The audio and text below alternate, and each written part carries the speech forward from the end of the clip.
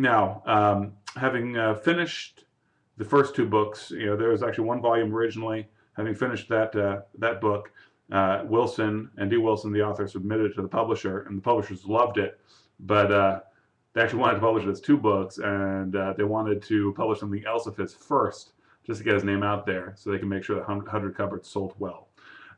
So it took a while for those books to come out finally, but they did.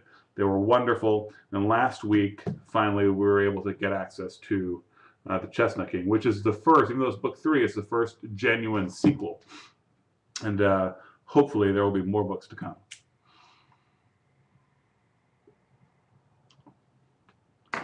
Great, great book.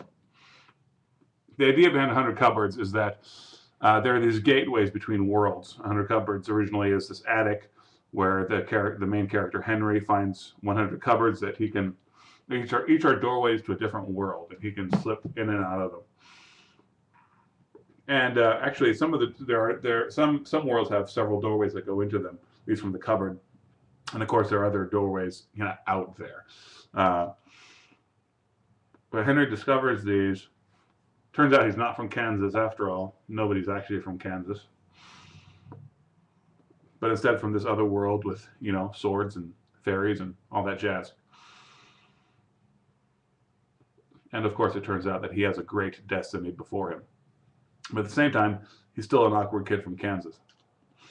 So the transition of Henry from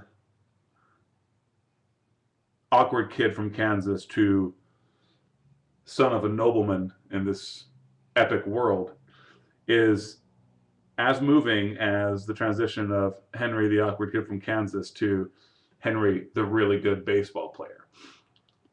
The way these books connect fantasy and reality to make it really show something about the kid, that the kid can grow out of his smallness and meanness into becoming a really good baseball player. That character is the same character that, when faced with fire and flood and witchcraft, emerges with strength as well. And that's what the idea that permeates these books is that this world is as epic and huge and significant as this fantasy world that he's from, and these worlds they hop around on. And the great evils there are the same great evils here, and the great goods there are the same great goods here. And that's perhaps the most valuable thing about these books. Same thing happens in The Lord of the Rings. The Lord of the Rings is epic and huge, but you can learn from The Lord of the Rings how to be a hero. And in an even more immediate sense, that's true of the Chestnut King. In the Chestnut King, Henry has already developed into this young, powerful warrior. And so now he has to confront the witch from the first two books for a climactic, perhaps, final time.